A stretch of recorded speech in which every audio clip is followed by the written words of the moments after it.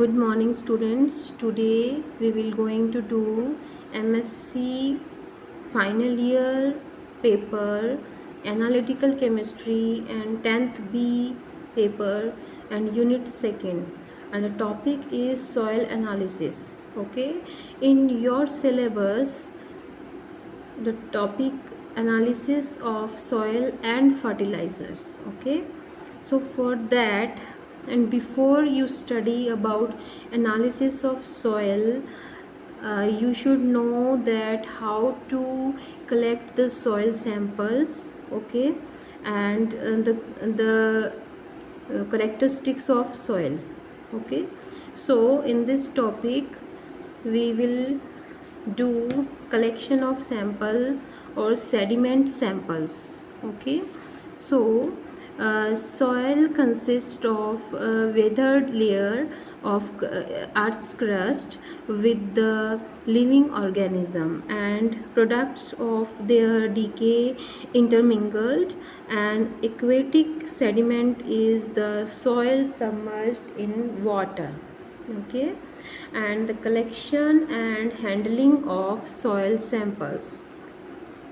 Collection and handling of soil samples, आपको soil samples collect करना है और उसको हैंडल कैसे करना है इसके बारे में आपको पूरी नॉलेज होनी चाहिए.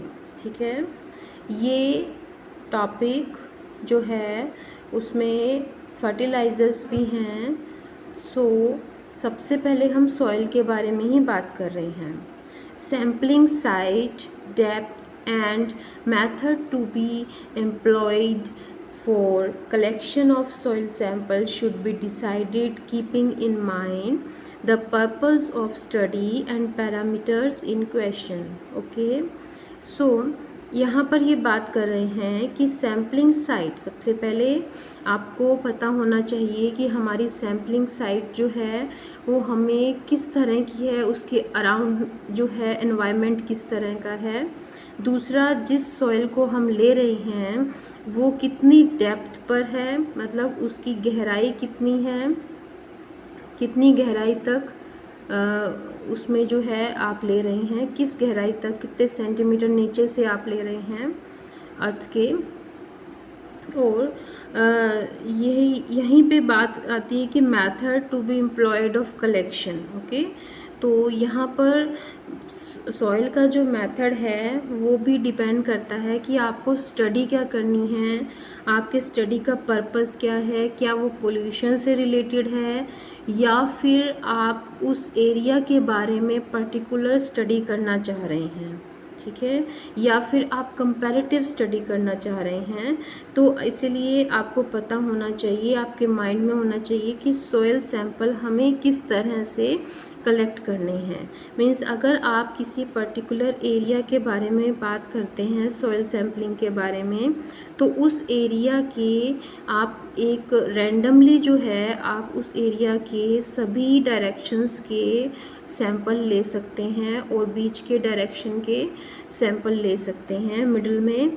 इससे क्या होगा कि आपको लगभग सभी सैंपल्स आपके पूरा एरिया कवर हो जाएगा. ठीक है, इसलिए आपको पता होना चाहिए कि हमारे सॉइल जो है वो हमें किस तरह से लेनी है, हमारी स्टडी का पर्पस क्या है.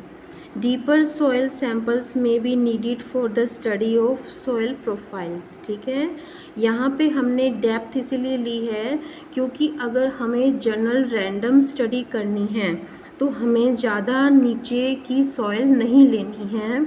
ठीक है, अगर ज़्यादा लंबी नीचे की सॉइल आप लेते हैं इसका मतलब है कि आपको सॉइल प्रोफाइल्स यूज़ करनी हैं. इसका मतलब ये होता है कि आपको अर्थ क्रस्ट के अंदर किस किस लेवल में जो है चट्टानें उपस्थित होती हैं उसकी जो प्रोफाइल है सॉइल की, ठीक है, वो आपको अगर स्टडी करनी है तो आप और भी गहराई के अंदर जो है मिट्टी को ले सकते हैं. ठीक है, after that surface soil samples. Surface soil samples में भी कलेक्टेड यूजिंग टूल्स. अब आपको टूल्स कैसे लेने हैं. टूल्स के लिए आपको जो है 2-3 तरह के टूल्स हैं। स्पेड होता है और एक शॉवेल होता है, ठीक है। तो स्पेड या शॉवेल जो है उससे आप कलेक्ट करते हैं वैसे जो है।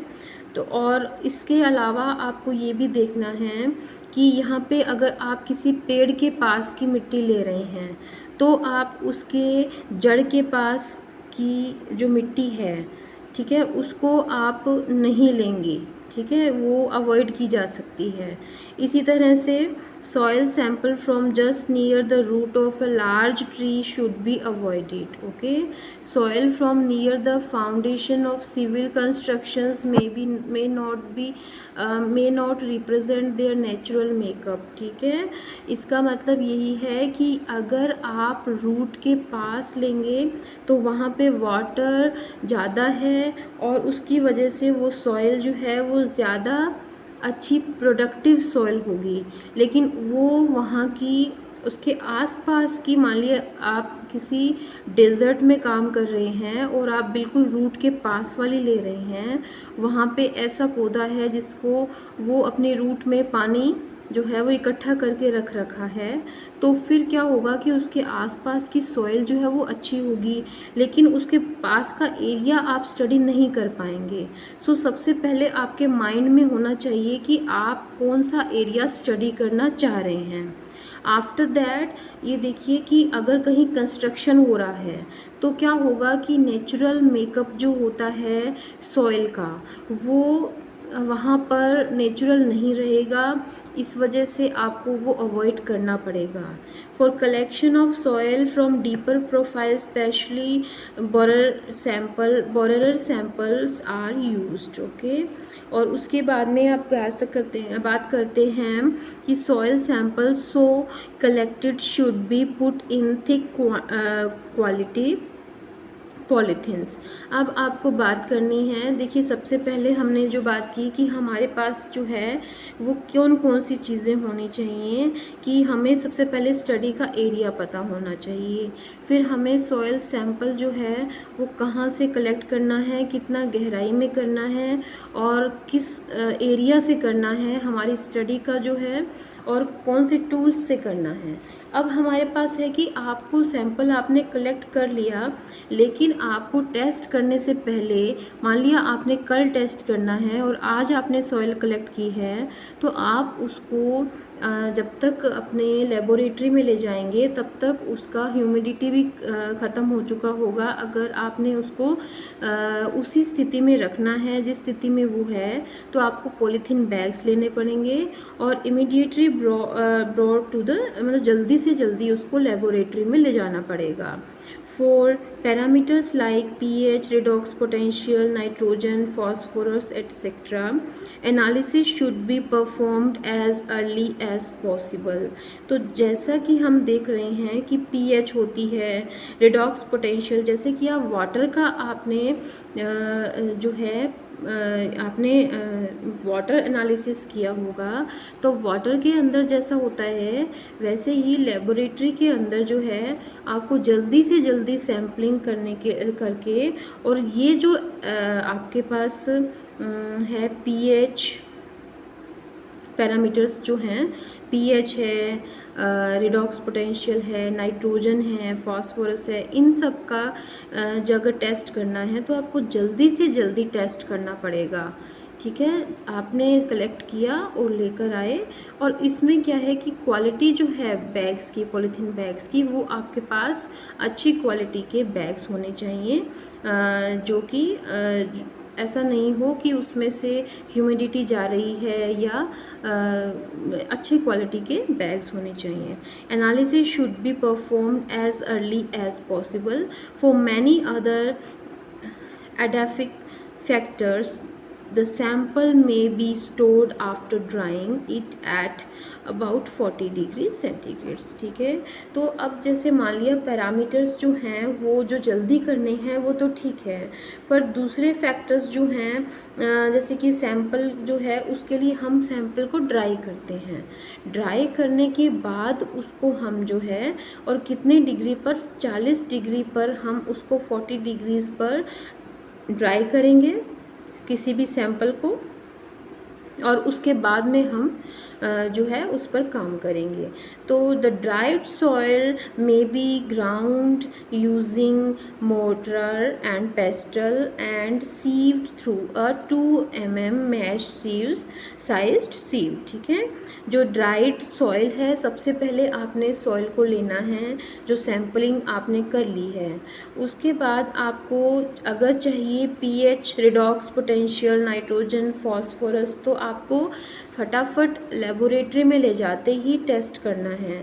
अदरवाइज़ दूसरे जो एडाफिक फैक्टर्स होते हैं उनके लिए आपको क्या करना है, सबसे पहले 40 डिग्रीज़ पर सॉइल को आप ड्राई कर लीजिए एज इट इज़। उसके बाद आप उसको पीसेंगे, क्योंकि हमारे पास जो सॉइल है वो हो सकता है कि आपके पास जो है वो किसी भी फॉर्म में हो सकती है, आपको उसको पीसना है, ग्राउंड करना है।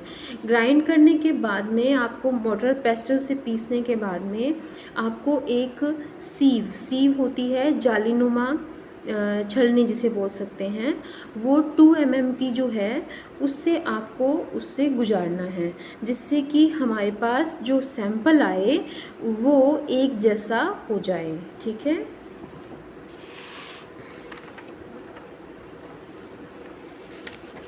इसके बाद में हम थोड़ी सी बात इसके बारे में करेंगे कि collection and handling of aquatic sediments. Collection and handling of aquatic sediments. Aquatic sediments, अगर आपको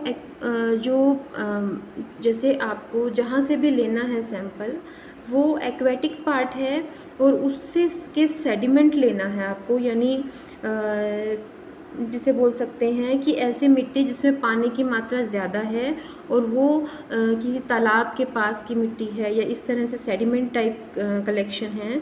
तो एक्वेटिक सेडिमेंट्स में be collected by employing special instrument like scoop. अब इसके लिए जो आपने सबसे पहले जो लिया था,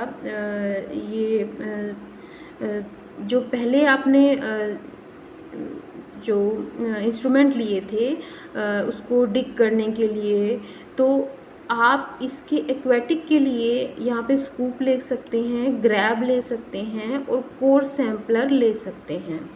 लेकिन हमने जो पहले लिए थे उसमें सिर्फ हमने स्पेड लिया था और शॉवेल लिया था। ठीक है, स्पेड और शॉवेल लिया था हमने, और इसमें हम लोग जो है वो स्कूप भी ले सकते हैं, ग्रैब या कोर सैम्पलर भी ले सकते हैं। एमएससी के लिए एक यहाँ पर असाइनमेंट है कि इस चैप्टर को पढ़ने के बाद आप स्कूप, ग्रैब, कोर सैम्पलर, इनके बारे में जानकारी इकट्ठी कीजिए और उसको लिखिए। ठीक है, For details of such samplers, their operation जो है, आप देखिए इस कलेक्शन के बाद में हम क्या करेंगे, सेडिमेंट का सैंपल लिया और उसके बाद में हम क्या करेंगे, इसको आगे जो है अगले चैप्टर में जो है वो देख लेते हैं हम लोग। तो अब यहाँ पर देखिए, अब उसके बाद में आती हैं पैरामीटर्स। ठीक है, तो सेडिमेंट या सॉइल जो है, तो कुछ भी लेंगे आप, सॉइल लेंगे या फिर आप सेडिमेंट लेंगे। ठीक है, तो उन दोनों को जो है इसमें आप बल्क डेंसिटी सबसे पहले इसकी चेक करेंगे। ठीक है, bulk density of soil is defined as the dry weight of the unit volume of it. ठीक है, तो यहाँ पर बल्क डेंसिटी का मतलब है कि उसका घनत्व कितना है।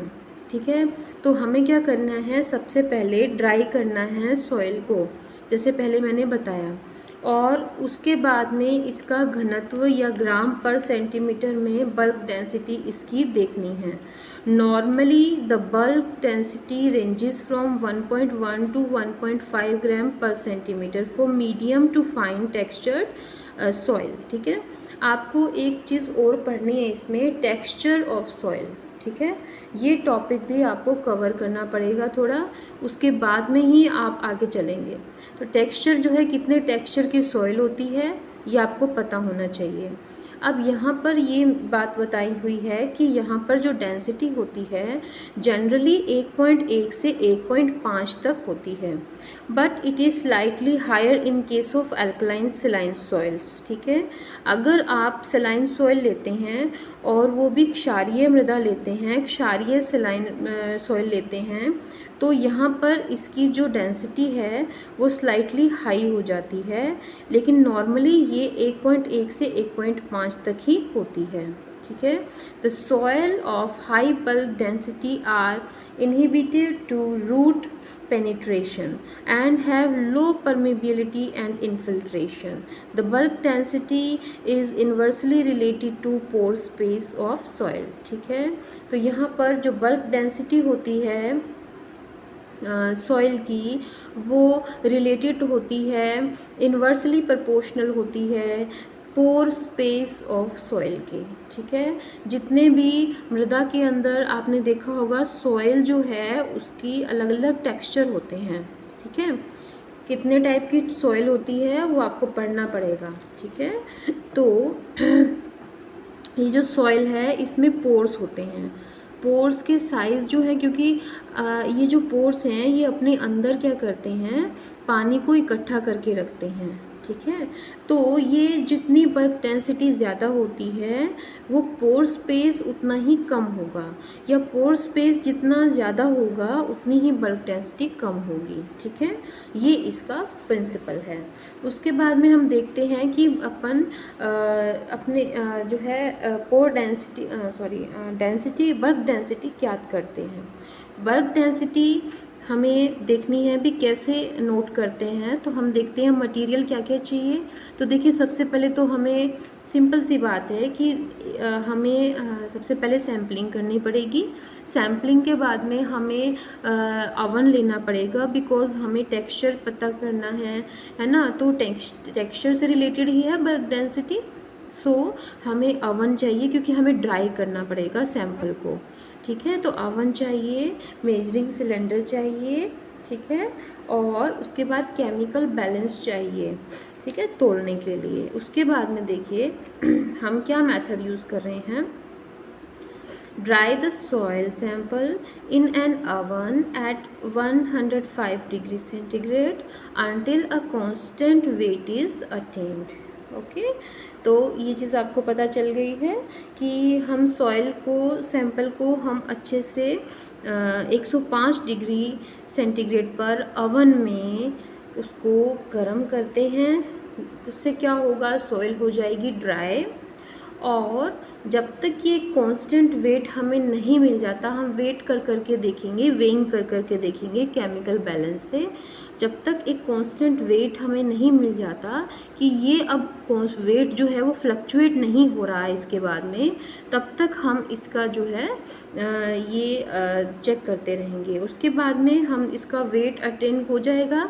After that transfer a little dried soil to measuring cylinder and note the volume. ठीक है, एक मेजरिंग सिलेंडर लेंगे, measuring cylinder you all know about it. So उसमें हम लेके उसका वॉल्यूम चेक कर लेंगे।